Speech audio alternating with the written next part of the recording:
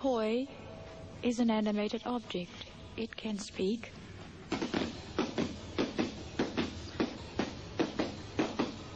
and fly like the wind,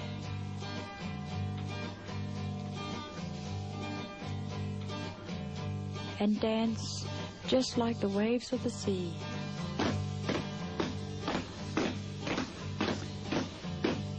And fall from the sky just like the rain.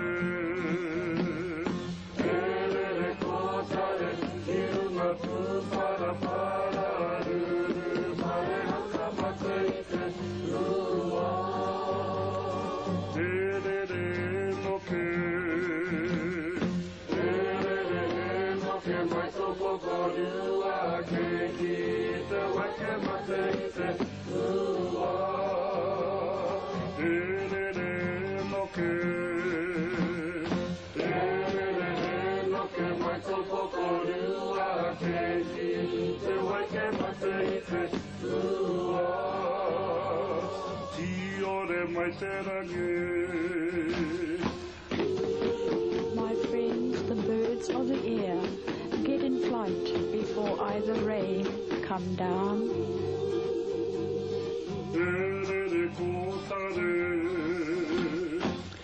And all my little friends, the kingfisher, get above my storm clouds before either rain come down.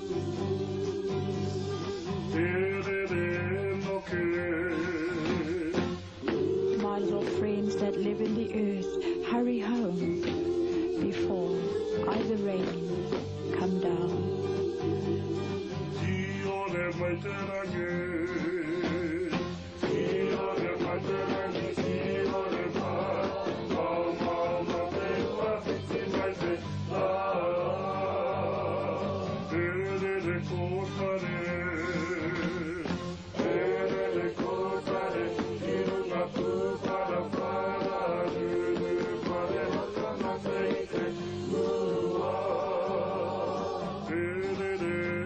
Okay.